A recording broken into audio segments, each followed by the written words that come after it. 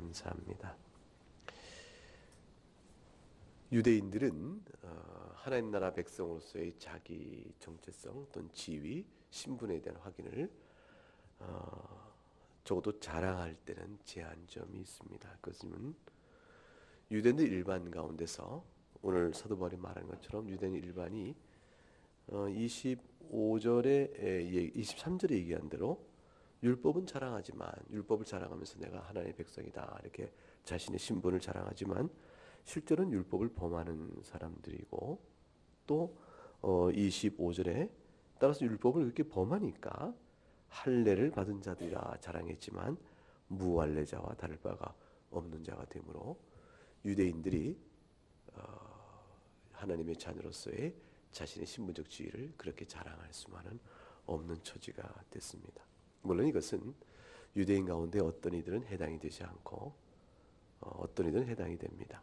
왜냐하면 어떤 이들은 율법을 자랑하면서 율법을 순종하기를 기뻐하고 또 할례를 육체의 할례뿐 아니라 영적 할례요 마음의 할례를 받은 자들도 있기 때문이죠.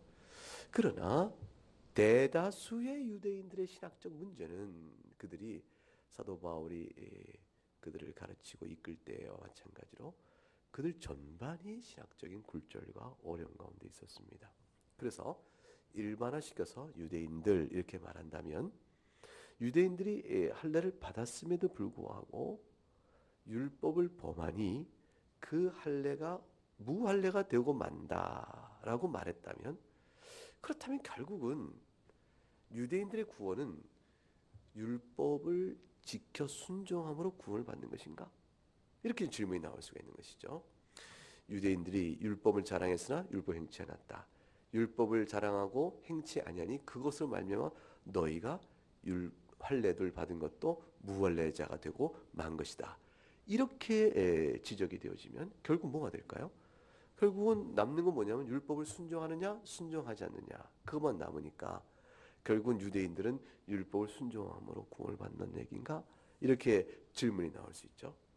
근데 그것은 성경을 잘못 풀어가려는 것이죠. 그런 뜻을 사도 바울이 말한 것은 아닙니다. 왜냐하면 유대인들에게 주님께서 계시한 바도 그들도 또한 행함으로 율법으로 구원받는 것이 아니고 믿음으로 구원받는 것이에요. 아브라함이 그랬잖아요. 아브라함이 믿으니 의롭다함을 받았다라고 돼 있고 또 로마서 우리가 4장에 넘어가게 되면 실제로 아브라함과 다윗이 믿음으로 옳게 되어진 그 진리의 사실에 대해서 설명을 쭉 해나갑니다. 그러니까 유대인들이 가지고 있는 성경 자체, 즉 구약 성경에 계시되어진 구원의 도리는 은혜로 구원받는 것이지 행함의 순종으로 받는 것이 아닙니다. 그런데 어찌하여 유대인들이 율법을 자랑하나 율법을 범하니 너희가 할례도 무익한 것이 되어졌고 따라서 무할례자가 되었은즉 너희는 하나님 나라의 백성으로 지위를 주장할 수 없다. 이렇게 얘기를 하냐 그 말이죠. 아니 이 모든 논리는 율법을 행해야 하나님 나라 백성이 되는데 너희가 율법을 행하지 아니하고 할례를 얘기해봤자 소용이 없다. 이렇게 얘기가 되는 것이니까. 그러면 유대인들에게 주어진 것이 율법의 행함의 구원이 아니라면 어떻게 그런 말을 할 수 있었을까? 이런 식의 반론이 나올 수가 있게 되는 것이죠. 그러므로 우리가 마음에 두어 눈여겨 생각할 것은 뭐냐면 사도 바울이 지금 유대인들에게 율법을 행하면 할례가 유익하나 율법을 범하면 내 할례는 무할례가 된다는 말의 정확한 의미를 이해해야 됩니다. 그것은 세 가지 다음의 사실을 잘 이해해야 되는 것이에요. 첫 번째는 사도 바울은 뭘 얘기하냐면 할례는 유대인의 하나님 백성됨에 대한 지위요 신분적 표지였다고 자랑했는데 할례는 표지이지 실체가 아니다. 다시 말하면 그가 하나님의 백성으로서의 신분을 가진 자를 말해주는 외적인 표지에 불과하지 그 할례를 가졌다고 해서 정말로 할례라는 예전적 힘, 할례라는 의식을 행했다. 할례라는 의식을 내가 통과했다. 그러니 그 의식의 효과에 따라서 내가 어찌 됐건 하나님의 백성이 된다라는 식으로 해석하면 안 된다. 그게 첫 번째 내용입니다. 할례라는 의식을 외적으로 한다 할지라도 하나님 백성의 보증이 아닙니다. 그럼 왜 그런가? 그것은 둘째는 할례는 육체 행하는 외적인 표지를 통해서 실제로는 마음의 할례를 행해야 할례를 주신 바 된 명하신 참뜻이 이루어지기 때문에 그래요. 마음의 할례를 받는 것, 그것은 자신이 영원히 죽어야 될 부패한 성품의 소유자요, 따라서 하나님께서 내 심령을 새롭게 하여 주지 아니하시면 결코 내가 하나님 앞에서 주의 백성 쓸 수 없다라는 하나님의 전적인 은총만을 바라보는 마음의 할례, 그게 있어야 되는 것이에요. 그래서 할례는 외적으로 행한 것은 표지에 불과하고, 두 번째 할례는 마음에 해야 실제적인 것이다. 그것은 뭘 의미하냐면 부패한 심령에 대한 자각이요, 하나님 전적인 은혜에 대한 절실한 의지, 그것이 바로 마음의 할례의 중요한 실체가 됩니다. 그렇게 되어지는 마음의 할례를 받은 자면 어떤 일이 벌어지겠어요? 마음의 할례를 받은 자는 새로운 심령으로 하나님의 율법을 기꺼이 순종하고자 하는 소망이 생기고, 그걸 순종할 수 없는 자신의 무능력을 안타까이 여기며 하나님의 도우심을 입어 행하고자 하는 그러한 열매를 맺게 되어집니다. 그러니까 그것이 바로 사도 바울이 지금 말하는 율법을 행하는 자라는 증거예요. 그러므로 사도 바울이 너희가 율법을 자랑하나 율법을 범하니 할례를 받았으나 할례도 무익하여 소용이 없고, 따라서 너희가 하나님 나라 백성의 지위를 주장해봐야 보증이 되지 않는다. 이 말은 그러니까 결국은 율법을 행함으로 구원을 받는데, 너희가 율법을 행하지도 않고 할례를 받아도 율법을 행하여 구원받으니까 소용이 없고, 그래서 너희는 구원받지 못한다, 이 이야기를 하는 것이 아니라, 모든 사람 누구라도 오직 하나님의 은혜로만 구원을 받는데, 은혜로 구원받는 사람은 외적인 할례의 의식을 통해 마음의 할례에 각성을 하고, 그걸 통해 하나님의 전적인 용서가 있어야만 구원받는 사실을 마음으로 깊이 깨닫고 돌이켜 회개하여, 그래서 하나님의 은총을 믿고 의지해 나갈 때 용서받은 자의 감사로 자기 마음을 새롭게 하여 율법을 순종하게 되는 증거를 낳게 되니, 따라서 참으로 구원받은 사람은 율법에 순종하는 감사의 이 증거로 인하여 율법을 자랑하면서 범하는 자가 아니라 율법을 자랑하는 만큼 순종하고자 애쓰고 불순종은 눈물로 회개하는 그런 열매를 갖는 자라, 그 얘기하고 싶은 거예요. 그러니까 너희가 율법을 자랑하나 율법을 범하는 자니 할례도 무익하다, 이 말은 너희가 율법을 자랑하면서 어찌 율법을 순종하자는 소망도 없으며 불순종에는 회개도 없으며 그래야 하나님의 도우심을 구하는 그런 일이 없는가? 그리고 너희가 할례를 외적으로 받는 할례만을 자랑하면서 그것에 의지하여 너희가 하나님의 백성을 말로 하는가?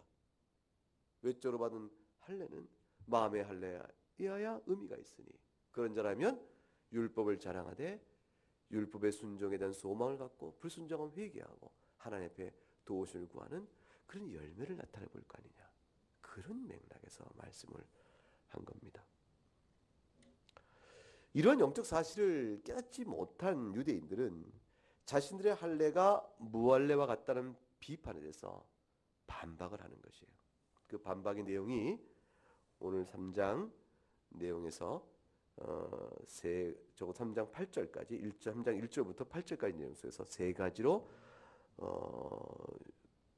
그들이 사도 바울에 대해서, 바울의 말에 대해서 반박하고 비판을 합니다. 그것이 한 1, 2절에 하나요, 3, 4절이 하나요, 그리고 5절부터 8절이 또 하나, 이 세 가지가 나옵니다.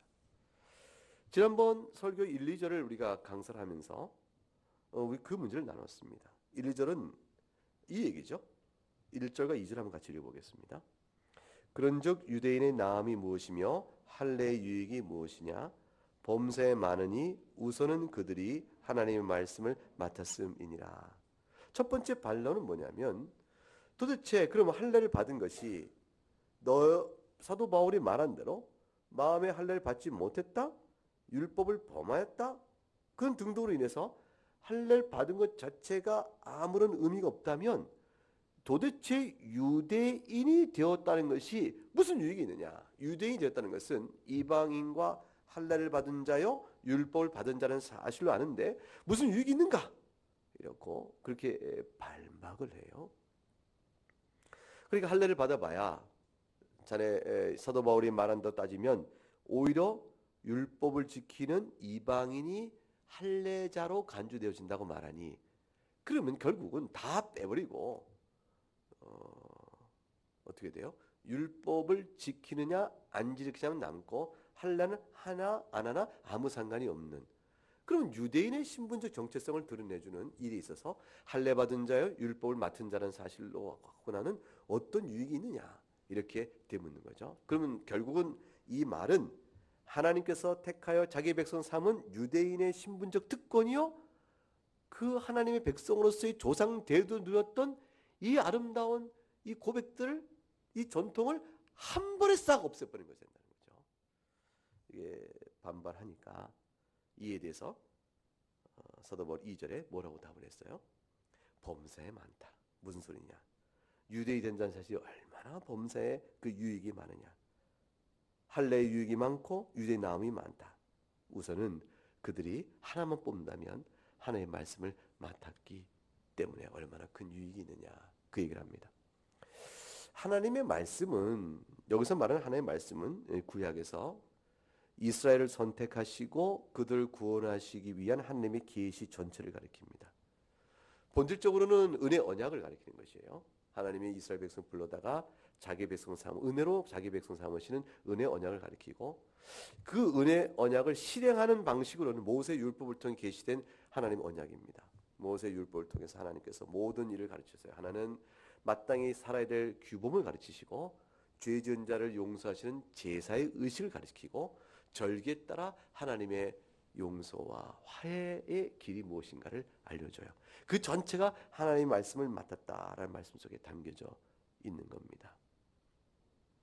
그렇다면 율법을 범함으로 할례가 무할례가 되었다는 말에 대해서 유대인이 나음이 무엇이냐라고 반문하며 자신들이 신앙이 없는 것을 책망한 바울에 대해서 저들이 반박을 하고 있다는 사실은 실제로 저들이 얼마나 하나님 원래 주신 반 계시에서 많이 떨어져 나갔는가, 벗어나 있는가를 보여줘요. 여러분 진정한 믿음이 있는 사람이면 할례는 마음에 알지니 육신이 하는 것은 소용이 없다. 너가 율법을 맡은 자지만 자랑하지만 어떻게 율법에 순종치 않느냐 이렇게 책망하게 되면 참된 하나님의 백성 어떻게 되겠어요? 과연 그렇도소이다. 우리가 늘 하나님 앞에서 스스로 많은 부족과 연약함이 있고 죄 가운데 있음으로 인해서 우리의 완악함이 있으니 주여 우리를 불쌍히 여겨 주옵소서. 이것이 이제 그들이 나와야 될 회개 태도가 마땅하죠. 회개는 그가 참된 신자인 말은 증거예요. 참된 신자는 것은 절대적 의나 높은 수준의 신앙 성숙도를 유지해야 된다라는 거 보는 것이 아니고 잘못을 돌이킬 줄 안다. 그게 참된 신자의 증표입니다. 왜냐하면 우리 가운데 누구도 내가 이만큼 신앙이 성숙돼 참된 신자가 아니겠냐라고 참된 신자 대의 증거를 신앙의 성숙도 일정한 수준으로 제시할 사람은 없어요. 왜냐하면 그 뒷면에 이렇게 내가 신앙생활을 성실하게 했으니 참된 신자의 틀림이 없어 라고 내놓는 10명의 또 다른 반면에는 자네가 정말 참된 신자 할 수 있겠습니까? 라고 뒤져보는 흉한 모습도 우리 안에 늘 있기 때문에 그래요. 자, 오늘 말씀에서 대리본도 78문에 신자들에게서 성화가 불완전하다 되어 있어요. 불완전한 성화일진데 성화의 수준을 놓고 참된 신자됨을 판단한다는 것은 어려운 문제가 되어지는 것이에요. 그러나 불완전한 성화라고 할지라도 성화가 성도의 참된 신앙의 열매가 되는 것은 불완전한 것만큼 회개할 줄 아는 사람으로 서 있기 때문에 그 사람들이 나타나는 믿음의 증거요 거룩함 열매가 의미가 있게 다가오는 것입니다. 우리가 죄 가운데 회개하고 돌이켜 새 사람으로 살아가는 작은 변화들도 회개할 줄 아는 사람이기 때문에 그것이 참된 열매인 줄 의미가 드러나는 것이에요. 회개할 줄을 모르는 내가 얼만큼 잘했는가 이렇게 말하는 그 열매를 내세워 자기 의를 주장할 줄 알 따름이지 자기의 연약성을 볼 줄 모르는 사람이라면 이건 자기 의에 취한 사람이에요. 그래서 성도는 실제적으로 변화를 갖습니다. 거룩한 삶의 변화를 가져요. 성화의 발전을 가져오지만 성화의 발전의 동시에 불완전한 자신의 모습 때문에 회개하는 눈물이 있는 자일진데 자기의 이룬 성화가 하나님 은혜여 내가 자랑할 것이 없습니다. 이렇게 되어지므로 실제로는 거룩해진 성도의 증거가 있으나 회개의 눈물로 그것이 과연 참된 증거임을 뒷받침해 주게 됩니다. 배경이에요. 그래서 회개의 배경이 없는 자기의 성화된 열매를 내놓는 것은 회개의 배경이 없기 때문에 자기 의의가 돼버려요. 그것은 결국은 유대인적 오류에 빠지게 되어집니다. 결국 육신에 내가 할례를 받았는데 어찌 유대인이 아니라고 말하며 하나님 나라 백성이 아니라고 말하느냐, 이렇게 말하면서 마음의 할례가 없는 저들에 대한 바울의 비판에 대해서 반박을 한다면 저들이 실제 할례의 의미가 뭔지 모르는 자요, 아직 하나님 용서의 은혜가 뭔지 모르는 자에 있다. 그걸 도리어 증거해 주는 것이 되고 말죠. 이것은 마치 오늘날 우리들에게 있어서는 어떻게 적용이 되겠습니까? 내가 모태신앙이요? 또는 4대째 내려오는 신앙의 가문이요? 또는 어려서부터 교회에서 늘 자란 사람이요? 이렇게 자기의 신앙 이력을 쭉 헤아려 보면서 이렇게 해온 나의 신앙의 이력에 비춰 볼진데 하나님께서 나를 모른다고 하시면 안 된다. 이렇게 생각하는 주장과 똑같은 거예요. 내가 할례를 받을진데 모세의 전통에 따라 지금까지 살아왔을진데 하나님이 어찌 나를 모른다고 할 수 있겠는가? 바울 네가 틀렸다. 이렇게 얘기하는 건 똑같은 것이에요. 바울은 지금 뭘 얘기하냐면 당신이 할례 받는 거 인정한다. 모세의 전통에 따라 있는 거 인정한다. 당신이 유대인인 거 인정하겠다. 그러나 할례가 너에게 무슨 의미가 있느냐? 마음의 할례를 받았는가? 이걸 묻는 것이. 우리가 모태 신앙인 걸 인정한다. 4대째 신앙인 걸 인정한다. 교회 사랑을 인정한다. 그 모든 신앙 이런 다 인정한다. 그런데 당신 복음을 아는가? 이렇게 묻는 것이에요. 그러니까 그런 상황 속에서 참으로 복음을 아는 사람은 그런 말을 들었을 때 내가 4대째 신앙이라 자랑하기에 부끄러울 만큼 믿음이 진실되지 못하고 연약함이 참 많아서 부족하여 부끄럽습니다. 이렇게 얘기하겠죠. 그러면 옆에 있는 사람이 뭐라고 얘기해요? 아닙니다. 당신의 그 회개와 연약성에 대한 자각과 주 앞에 엎드림은 당신이 참으로 4대째 이원신앙의 귀한 가운데 자란 믿음의 성지임을 우리가 알겠소. 이렇게 되어지는 것이. 누구라도 그런 것이에요. 실제로 자기가 영혼 내면으로부터 회개의 고백, 사죄에 대한 회개의 고백과 죄 용서 받은 것에 대한 감사, 그리고 새 사람으로서 살아가는 순종의 삶, 그리고 그 순종의 삶을 통해 찬송을 돌려드리는 것, 이 영적 비밀, 그 예수 그리스도의 고난과 그 부활의 능력 안에 붙들려 사는 것, 이 영적 비밀과 고백이 마음속 깊은 곳에서 진실되게 뿌리를 내고 있지 못하면, 그러면 내가 어려서부터 교회에서 자랐다, 내가 모태 신앙이다 이렇게 말하는 것들, 내가 세례를 내가 중학교 때 받았는데 무슨 소리냐 라는 식의 자기의 설명, 신앙의 이력에 대한 자랑은 껍데기만 남고 속 내면은 실체는 자라지 못하게 되어집니다. 그것과 같은 형태가 되고 만 것이죠. 그러므로 마음의 할례, 표면적 육신의 할례가 아니요 마음의 할례해야 한다라는 말의 의미를 잘 깨달아야 한다 볼 수가 있습니다. 자, 그러면 오늘은 3, 4절의 내용 속에서 말씀을 잘 보면 3절을 한번 읽어보겠습니다. 어떤 자들이 믿지 아니었으면 어찌하리요? 그 믿지 아니함이 하나님의 믿으심을 패하겠느냐? 어떤 자들이 믿지 아니하였으면 어쩌리요? 어떤 자들이 믿지 아니했다는 사실로 인해서 하나님 믿으심을 패하겠느냐? 이걸 사도 바울이 스스로 질문을 하고 있어요. 이 질문은 왜 했을까요?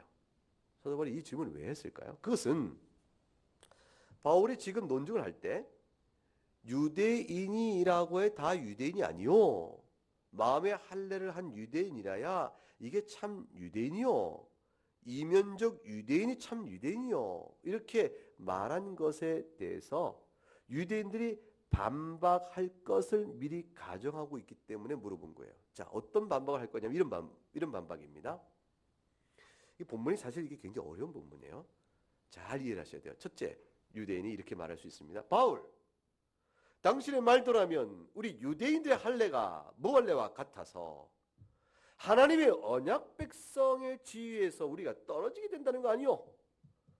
그렇다면 이스라엘을 불러서 자신의 백성을 삼으신 그 하나님의 신실하심과 미쁘심, 그것이 훼손된다는 거 아니냐? 하나님께서 우리 이스라엘 백성을 불러다가 자기 백성 삼은 거 맞지? 아브라함의 자손이요, 모세를 통해서 출애굽하여 가나안 땅에서, 아니 시내산에서, 거기서 우리가 율법을 받은 자들 아닌가? 그 율례를 받고 가나안 땅으로 진군에 들어가 약속의 땅을 차지한 우리 조상들 다 하나님이 불러내신 하나님의 언약 백성인데, 우리를 하나님 언약 백성 삼으신 하나님의 신실하심을 바울, 지금 당신의 얘기는 그걸 훼손하고 있는 것이요. 무슨 말이냐면, 이스라엘을 불러다가 너희는 이스라엘이요 이방인 아니다, 그 표시로 할례를 행하게 하시고, 할례를 행한 그 무리를 이스라엘 백성을 하나님 백성으로 삼으신 그 하나님의 신실하심은 결코 폐기될 수가 없다. 하나님의 신실하심이 어떻게 폐기되겠느냐? 그러니까 유대인의 할례가 무할례와 같이 되었다는 말을 해서 혼란케 하지 마라, 그거예요. 그게 유대인들이 바울에게 하는 반박입니다. 이스라엘은 할례를 받은 자들로 하나님의 백성의 지위를 누린다. 이 점을 혼란케 하는 것은 바울 당신의 말대로 우리가 받은 할례를 무할례와 같다는 식으로 혼란케 하는 것은 우리를 불러서 하나님의 백성 삼으시고 그 표로 할례를 주고 우리를 끝까지 자기 백성 삼으신 하나님의 언약의 신실함을 너희가 부정하는 것밖에 더 되느냐? 그러니까 바울의 던 반론이 뭐냐면, 유대인의 할례가 무할례와 같게 됐다라고 바울의 비판은 우리를 향한 비판이 아니라 우리를 불러내시고 할례로 자기 백성 표지를 삼으신 하나님의 신실하심에 대한 비판이라 이거예요. 그게 잘못됐다, 그 얘기를 한 겁니다. 그 말을 가정하고 바울이 지금 3절에 이렇게 얘기하는 겁니다. 3절을 다시 한번 읽어보세요.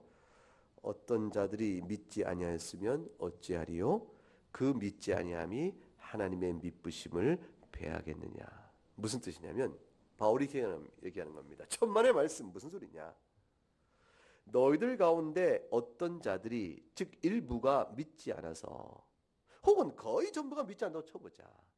그래야 할례가 무할례와 같은 자들이 되더라도 하나님의 미쁘심은 너희가 믿지 아니하는 불순종 때문에 절대로 폐하여지는 것이 아니다. 그러니 너희들이 율법을 범함으로 너희가 받은 할례가 무할례가 됐다는 내 말로 인하여 너희가 마치 하나님의 신실하심을 지키려고 내 말이 틀렸다고 그렇게 말하지 말고, 하나님 걱정하지 말고 너희들 영적 상태나 회개라. 왜냐하면 너희들의 태반이 할례를 무할례로 삼을 만큼 율법 불순종하여 악하더라도 하나님께서 이스라엘 불러 자기 백성 삼고자 하는 미쁘심은 결코 폐기되지 않으니까 하나님 걱정하지 마라. 그렇게 대답하는 거예요. 그게 3절 말씀입니다. 하나님께서는 자신의 백성을 부르신 그 부르심에 신실하셔서 반드시 그 가운데 여전히 아직도 하나님의 약속을 믿고 있으며 그리하여 할례를 마음에 행한 하나님의 자녀들이 있다는 점을 잊지 않고 계신 분이시다. 하나님께서는 그들을 향하여 여전히 자신의 약속을 지키시는 미쁘신 분이시다. 너희 대부분이 사람이 보기에는 이스라엘 가운데 아무도 구원을 받을 자가 없을 정도로 불순종이 극심하여도 하나님께서는 자신의 약속을 취소하지 않으신다. 너희나 걱정하라. 무슨 말이냐면요, 남은 자가 있다는 것이에요. 지금 논리가 이거예요. 유대의 논리는 1. 하나님은 믿으시다. 1. 2. 바울의 지적에 따르면 우리 할례는 무익한 할례다. 3. 그렇다면 우리를 불러 자신의 백성을 삼으시고 우리에게 할례를 행하게 하신 하나님의 약속이 폐하여진다. 4. 그러나 하나님은 믿으심으로 우리를 불러 할례를 행하게 하시며 우리를 하나님의 백성을 삼으신 하나님의 약속은 폐하질 수 없다. 5. 그러므로 바울은 틀렸다. 우리의 할례는 우리가 하나님의 백성임을 보여주는 증거이며 따라서 우리는 구원을 받은 백성이다. 그 유대인의 반론이에요. 이 반론에 대해서 바울은 이렇게 말하는 겁니다. 너희 말대로 1. 하나님은 믿으시다. 2. 하지만 율법에 불순종하는 유대인의 할례는 무익하다. 3. 율법을 불순종하는 유대인의 할례가 무익하다 하더라도 그렇다 하더라도 하나님은 너희 말대로 믿으시다. 이스라엘을 불러 자신의 백성을 삼으시고 우리에게 할례를 행하게 하신 하나님의 약속은 폐허지지 않는다. 4. 왜 그런지 아느냐? 이스라엘 가운데는 영적 할례를 행한 남은 자들이 있기 때문이다. 5. 결론. 그러므로 하나님께서는 영적 할례를 행한 자들의 율법의 순종을 통해 그들이 하나님의 백성임을 보여준 증거로 삼으며 이들이 비록 적은 수라 할지라도 이 적은 수는 이들을 구원하기 위하여 하나님께서는 자신이 이스라엘 향하여 약속하신 구원의 은혜를 결코 폐기하지 않으신다. 하나님의 이쁘심은 이스라엘 수에 많고 적음이 있는 것이 아니라 참되게 주님을 믿고 따른 자들에게 있다. 그 얘기를 하는 것이에요.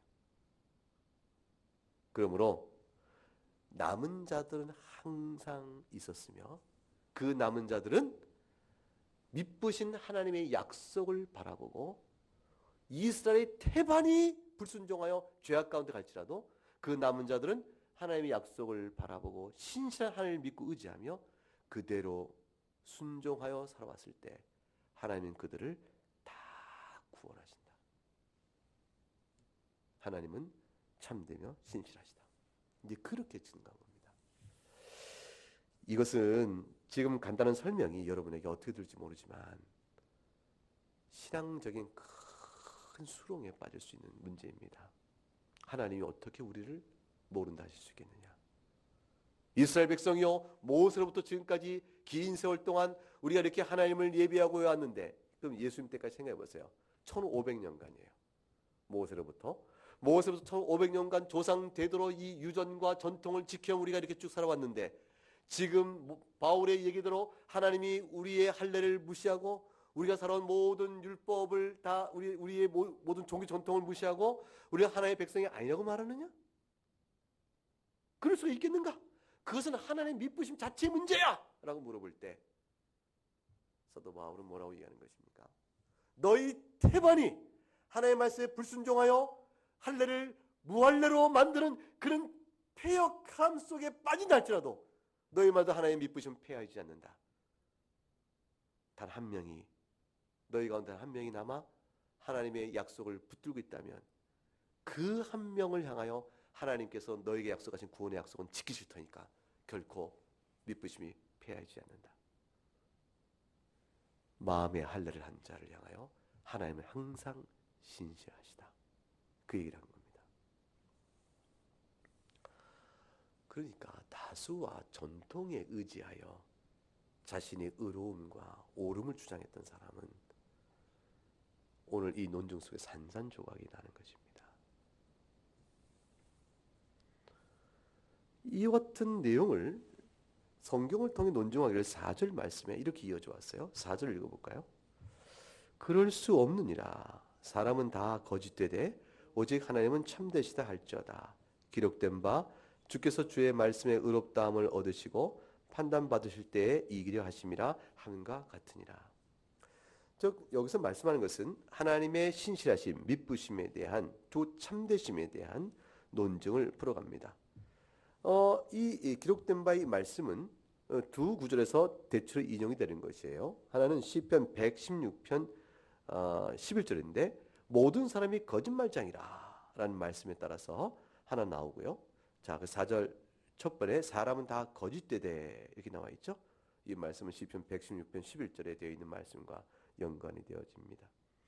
근데 그 다음에 기록된 바하고 해서 인용된 것 자체는 시편 51편 4절의 말씀입니다. 다윗이 밧세바와 간음한 이후에 나단 선지의 책망을 받고 회개한 시인 시편 51편 4절에 주께서 주의 말씀에 의롭다 하심을 얻으시고 판단받을 때 이기려 하심이라, 이 말씀이 이렇게 나옵니다. 시편 51편 4절에 내가 주께만 범죄하여 주의 목전에 악을 행하였사오니 주께서 말씀하실 때 의로우시다 하고 주께서 심판하실 때에 순전하시다 하리이다. 이 말씀 뭐냐면 주께서 내가 주의 목전에 악을 행했으니 주님께서 말씀으로 네가 악하다 말씀하시면 그 나를 악하다 말씀하신 주의 말씀은 의로우십니다. 하나도 틀린 것이 없습니다. 고백하는 것이고, 주께서 나를 심판하실 때 나는 주의 심판에 대해서 주의 심판은 흠이 없고 오류가 없습니다. 과연 정당합니다. 이런 사실을 나는 고백할 따름입니다. 이것이 시편 51편 4절의 내용이에요.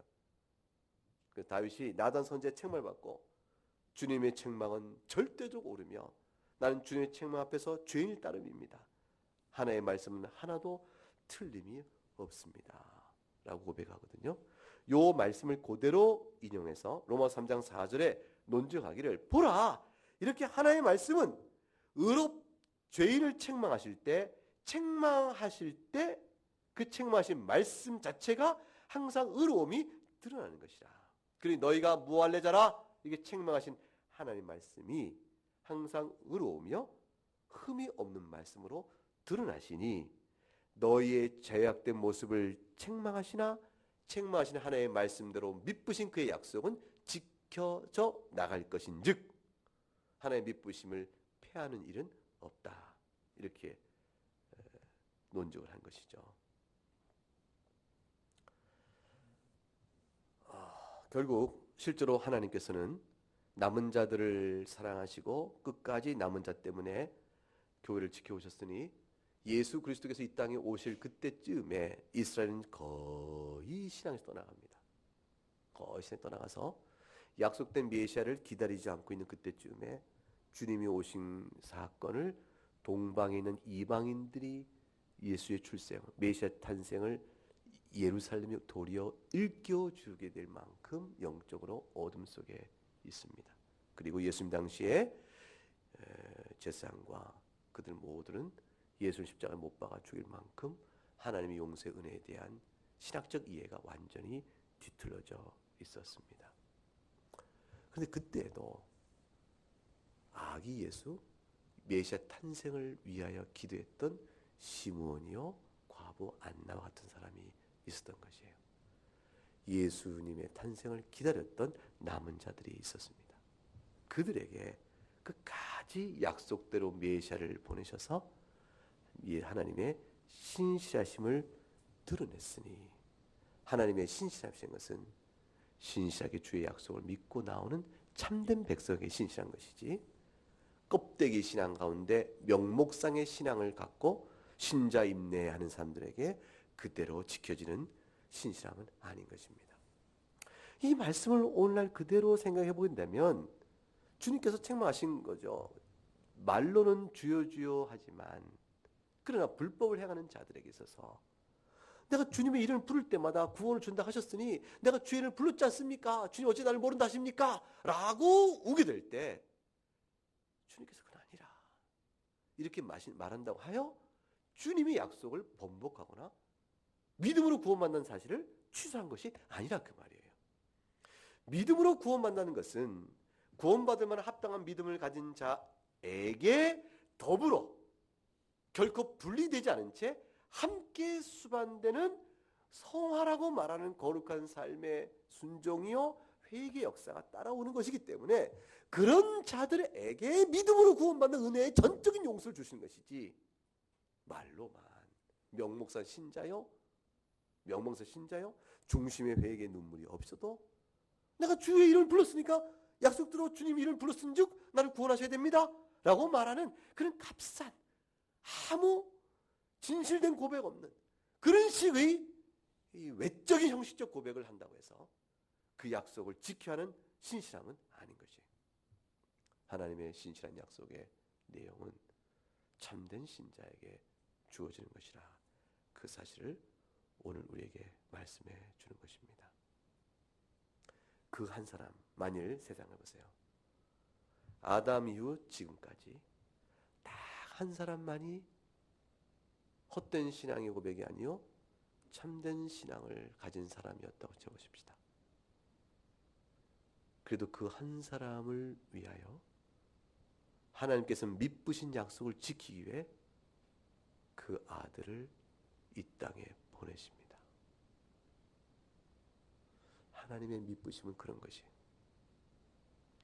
단 10명을 위해서라도 그 신실한 신자들을 위하여, 마음의 할례를 받은 그들을 위하여 단 10명을 구원하기 위해서 주님은 이 땅에 오세요. 그들이 100명일진데 100명을 구원하기 위해서도 오십니다. 그러나 그 신실하심은 임의대로 주의 이름을 부르면서 죄 가운데 돌이켜 회개하는 영혼 내면에서의 중심의 돌이킴은 없이 형식적이며 의식적이며 종교 전통 안에 그냥 있다는 사실 자체로 당신은 신실하니 약속대로 날 구원하시오, 이렇게 하나님께 요구하는 그 요구에 신실하시다는 속성 때문에 내가 어쩔 수 없네, 이렇게 하시는 구원은 없는 겁니다. 정말로 예수 그리스도를 믿음으로 구원받는다는 것의 그 구원의 역사는, 그 믿음의 고백은 성령님의 역사예요. 믿음은 성령님께 주시는 것이, 성령님께서 우리를 믿음을 고백하신 그 성령께서는 우리를 이면적 신자로 만드시지 표면적 신자, 마음의 할례를 하게 하시지 육신의 할례에 머무는 그런 신자로 우리를 만들지 아니하시는 것입니다. 그것의 참된 증거는 회개와 감사입니다. 온전한 자는 아무도 없고 진실한 회개와 감사, 그것을 할 수 있는 사람들이 참된 마음의 할례 받은 자라 볼 수가 있습니다. 따라서 오늘 본문 속에서 유대인들이 말했던 하나님 미쁘지 않다, 당신 말대로라면 우리가 마음의 할례 받지 못한 우리 할례가 다 소용없다면 사도 바울 그렇게 말하면 하나님 미쁘심을 패하는 거예요, 그게 틀린 거지, 이렇게 말할 수 있는 어떤 반론도 성립되지 않습니다. 이 말씀 앞에서 우리 자신의 신앙, 우리에게 진실한 믿음을 주고 하나님 미쁘심을 의지해 나가게 하시는 크신 진실한 믿음을 감사하면서 주 앞에 고백해 나가는 우리 모두가 되어야 할 것이라 주의 말씀으로 축복합니다.